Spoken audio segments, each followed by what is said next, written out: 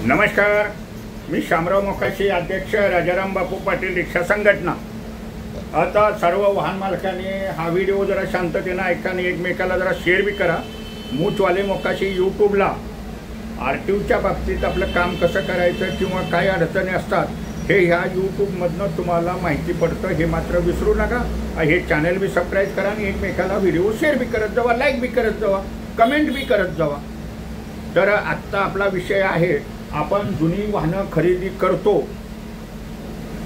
आणि नवीन वाहन घेतो किंवा आपलं जुनं वाहन आपण दुसऱ्याला विकतो आणि आपण नवीन वाहन घेतो। तर ज्या वेळेला आपण हा खरेदी विक्रीचा व्यवहार करतो,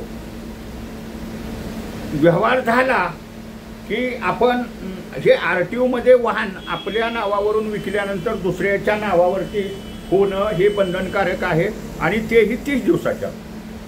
म्हणजे देशाच्या कानाकोपऱ्यात समजा इथलं मुंबईचं वाहन कोणी कलकत्त्याला नेलं किंवा आंध्र कर्नाटकमध्ये नेलं किंवा मुंबईतल्या मुंबईत ट्रान्सफर केलं तरी ते 30 दिवसाच्या आत नावावर करावं लागतं। आणि आता ही ऑनलाईन प्रक्रिया झालेली आहे।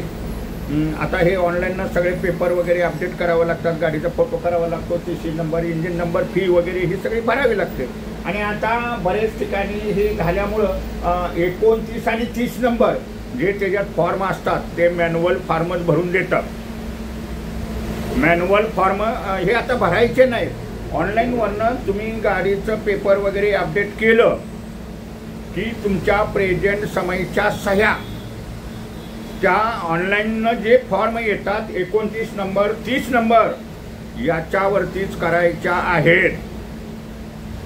ऑनलाईन फॉर्मवरती सह्या करायच्या आहेत आणि तेच पेपर तुमचा आरसी बुक, तुमचं काय पत्त्याचा सबळ पुरावा म्हणजे समजा लाईट बिल वगैरे, आधार कार्ड, पॅन कार्ड आणि ई आधार कार्ड म्हणजे आता प्रेझेंट समयला अपडेट केलेलं आधार कार्ड, ई आधार कार्ड त्याला आपण म्हणतो, ते ई आधार कार्ड दोघांचीही जोडायची, घेणारांचे देणारांचे।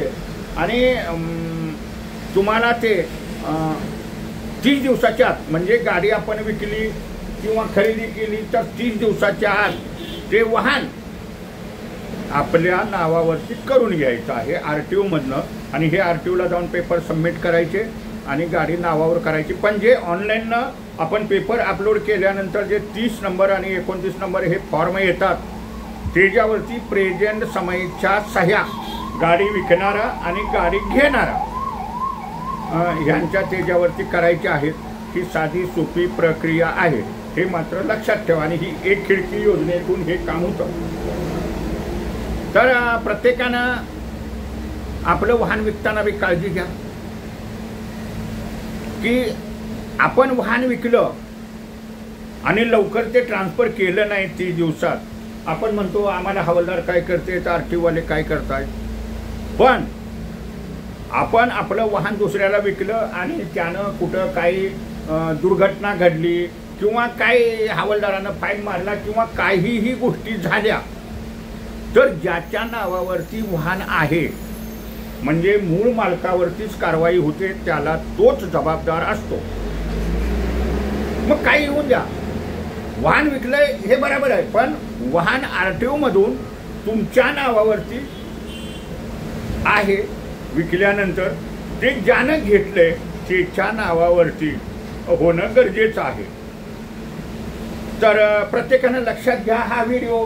जर समजा आपण वाहन विकलं या आणि दुसराच वाहन कोणतरी वापरतोय, वर्ष 2 वर्ष झालं आणि जे काय करील त्यानं, कुठं अपघात झाला, कुठं काही दुर्घटना झाली किंवा कुठं काही त्याच्यावरती केस झाली किंवा काही फाईन आला तर तो मूळ मालकालाच भरावा लागतो, त्याला मूळ मालक जबाबदार असतो। तर वाहन विकल्यानंतर अशी काही चुकी करू नका। वेळेत तुम्हाला वाहन विकल्यानंतर 30 दिवसाचा अवधी असतो नावावरती करण्यासाठी, 30 दिवसाचा म्हणजे हा मोठा कालावधी आहे। असं काही की एका दिवसातच असं काही नाही, पण 30 दिवसाच्याच विकल्यानंतर करून घ्या। की आता 30 दिवसच का असतो, समजा एखादी महाराष्ट्रातली मुंबईची गाडी आहे आणि पाक, बिहार, झारखंड, कन्याकुमारी म्हणजे जिथं कुठं गाडी घेतलेली आहे तर ते 30 दिवसात गाडी त्या भागात पोचू शकते। आता समजा मुंबईतली गाडी मुंबईत ट्रान्सफर करायची आहे तर ती ऑनलाईन करून तुम्ही ताबडतोब 4 दिवसात सुद्धा ती गाडी करून घ्या। किंवा मुंबईतली गाडी कुठं विरारला, कल्याणला, खोपोलीला करायची असेल, ते काय तुमचा ट्रॅव्हलिंग जवळ असल्यामुळं तुम्ही जाऊन ते करू शकता. पण वाहन विकल्यानंतर विकणाऱ्याने सुद्धा काळजी घ्या. आपण वाहन विकलेलं आहे आणि ते वाहन घेणाऱ्याच्या नावावरती 30 दिवसाच्या आत करून घ्या. वेळ घालवू नका. जर तुम्ही वाहन विकलं असाल आणि त्या दुसऱ्यानं काही लपडी केली किंवा काही दुर्घटना झाली किंवा काहीही झालं, हवालदारानं फाईन मारलेला आला, तर तो मूळ मालकाच्या नावावर येतो. मूळ मालकच जबाबदार असतो. हे मात्र लक्षात ठेवा. धन्यवाद. मूचवाले मोकाशी यूट्यूब पहा, लाईक करा, शेअर करा आणि हा व्हिडिओ सगळ्यांना पोचून द्या की जेणेकरून कायद्याची माहिती झाली पाहिजे. धन्यवाद.